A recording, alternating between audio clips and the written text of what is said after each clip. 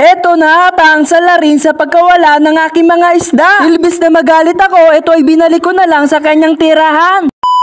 Kaya naman ngayong araw ay pupunta nga pala ako sa aking mini farm upang magbalot ng mga isda na ipapadala ko sa aking mga followers. Ang kanyang napili pala ay ABM, kaya naman sumandok ako at parang kakaunti na nga pala ito. Hindi ko nga namalayan, mabilis pala maubos ang aking mga isda. Kaya naman ang ginawa ko, 2 male at 1 female. Syempre dadagdagan pa natin mga katampi. Dito nga ay binabalot ko na nga yung isda, sana maging masaya yung papadalang ko nito. Syempre lalagyan natin ng oxygen para siya ay tumagal. Ayan, okay na mga katampi, pero hindi pa dyan nagtatapos. Dahil nag-request pala siya ng German Gabi, ganyan nga po pala ang itsura ng German Gabi ko. After that ay natapos na, syempre lalagyan pala natin ng sticker. Dito naman tayo sa pangalawa, ang request niya ay red lace. Ito nga pala yung napili ko mga katampi, sana maging masaya siya sa aking bibigay. Hindi mawawala ang ating sticker. Sa ngayong araw muna ay 2 muna ang ating ipapadala at maghintay naman yung iba. After ko nga magbalot mga katampi, tumungo kaagad ako dito sa aking mga 2 pipex. Pansin ko lang mga katampi, walang palitan nga pala ang tubig nito. Bakit ang pula pa rin ng tubig tapos ang linis pa ng tubig? Hindi kaya dahil ito sa lumot mga katampi? Hintayin na lang natin yung sagot ng ating mga eksperto. Kumuha na nga ako dito tapos magpapakain na nga ako mga katampi. Bali kakaunti na nga pala ang aking mga balon molly. Ito pala yung aking mga PKB,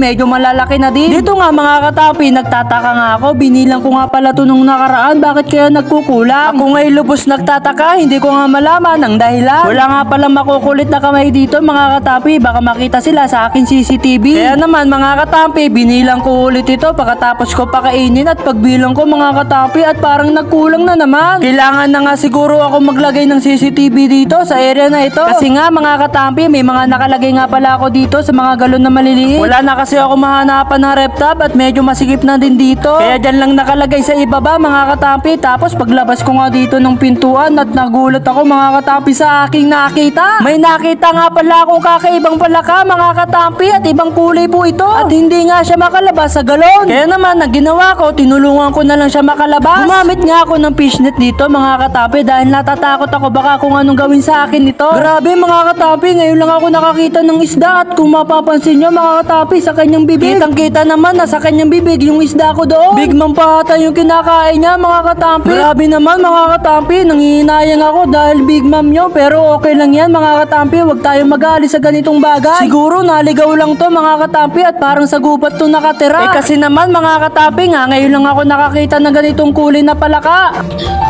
Ba, may kain-kain isda oh. Ano? Kain isda guys oh. Kaya naman mga katampi, dito ko nga pala siya dinala para mailigtas niya ang sarili niya. Hanggang dito na lang pala ang aking istorya. Maraming salamat sa inyo.